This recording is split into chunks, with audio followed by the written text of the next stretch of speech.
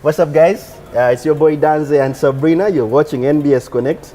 I know you guys are wondering why we look so chilled out. We're at the Innovation Village, our home for NBS Konnect. So today we have a couple of things we're going to talk about, precisely. Something to do with pneumonia. Yes, and some very fast internet connections. That is very exciting news for some of us, very fast internet connections. And also, we're going to be talking about the ozone layer and how it is getting saved, or it got saved. Hopefully.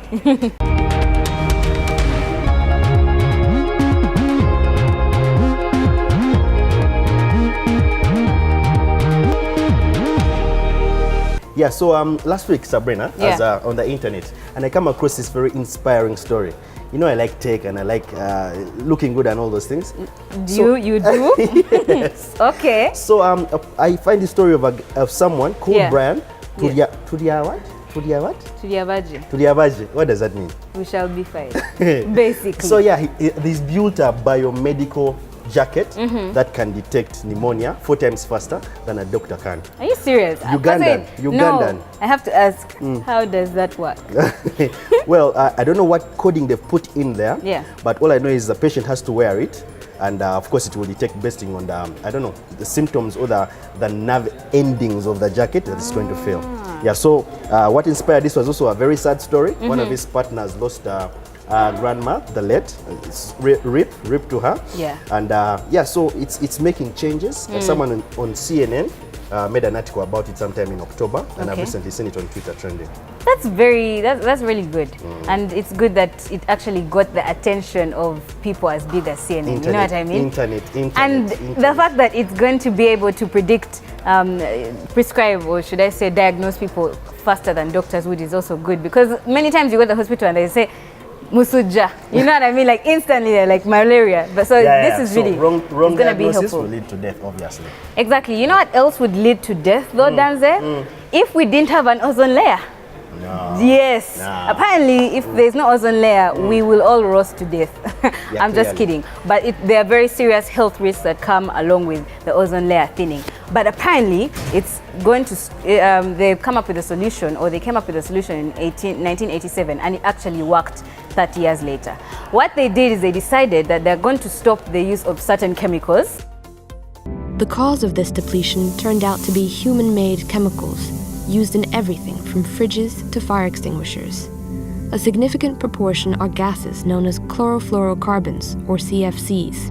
When these chemicals reach the ozone layer, once again, the sun's ultraviolet radiation converts them to highly reactive atoms, which destroy ozone.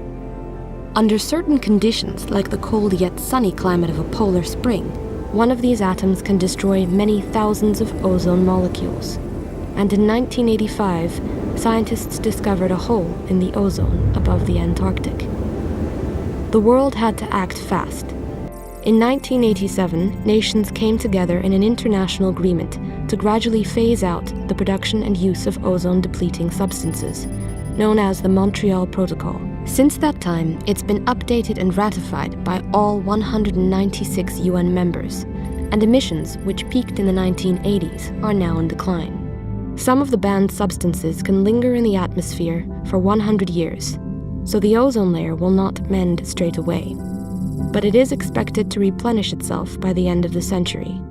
The chemical is in fridges and other things like fire retardants and stuff like that. It's not really something that we have in our day-to-day lives. Question: do you actually believe that the ozone layer is intact? It's getting hotter and hotter every day. I don't believe it's intact, but I think it's getting better. Okay, cool. I think that what was making it wear off as fast as it was is kind of reducing.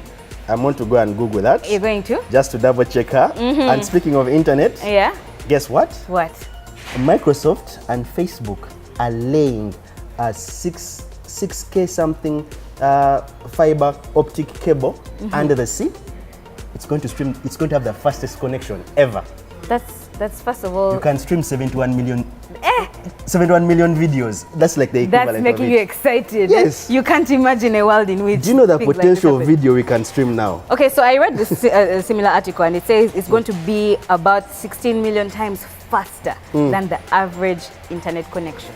16 million times faster. Not 1 million, not 2 million, but 16 million times faster. So Danze, your dreams are about to come true. I was speaking to someone earlier on, and he told me the speed won't be exactly as is. The end user speed is going to be much, I'm sure, lower. I can guarantee it will be lower. But you know what? Even if it's lower than 16 million times faster, even if it's just 5 million times faster, it's a difference. It's a very big difference. Yeah, so that rolls out next year. Also importantly to note that it's going to be the fastest connection from the US to the UK, or from Europe to Africa. I think it's connecting somewhere in the Middle East to get to us. Yeah. We're always the last guys to get this thing. It's okay, as long as we get them, it's fine. Because those days, they used to leave us out all together. If we could at least get it, that's good enough for me. Yeah, so away from the internet to cinema. Oh, by the way, shout out to Century Cinemax. Yes. I enjoyed Justice League sometimes. What? Yeah, I watched it without her. What is this? So we're going to talk about some movies. Yeah. This time it's going to be a series. Punisher recently dropped. It dropped sometime in November last week. I don't know if you've watched, what's a recent Netflix series you've watched, Sabrina? Stranger Things 2. We even talked about it here. Netflix and chill. I watched it in one scene. Allow me. But what is this Punisher thing you're telling us? So the Punisher, I think it's within the MCU's TV cinematic universe, whereby, I don't know, there was Luke Cage, Jessica Jones, there was Daredevil, and the like. Okay. So it's within that story arc of Daredevil, but now they've given him his standalone series. Okay. He's a vigilante. He kills. He has no mercy and things I read the what they yes, and it's about a guy whose wife and kids were murdered, and then he's now out for revenge. The way it's like it's an old plot. Isn't that the same thing that we saw in Luke Cage and we've seen in so many other things? Danze, tell us what's going to be different about this, because you seem to have more hype about it.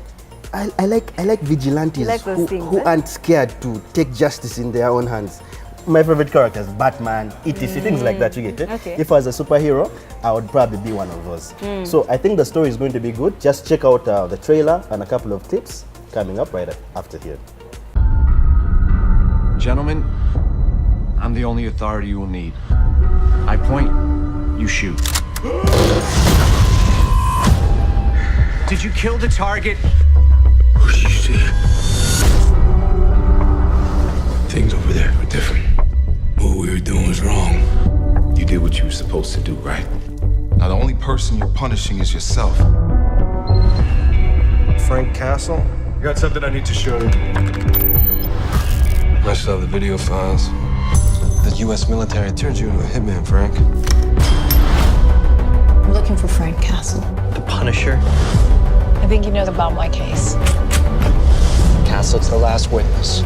We can either clean this up or let him take us down. They killed my family to get to me. I can remember any day. You have nothing but a war inside you. You're gonna pay. The stereo silence stops me. You stay out of my way. This is not your fight. Oh, please, God, wait. I need to find these bastards. I gotta kill them. So where does that end, Frank? What if you expose them? These men, they decide what the truth is. The same thing that happened to you happened to me. We could make that right.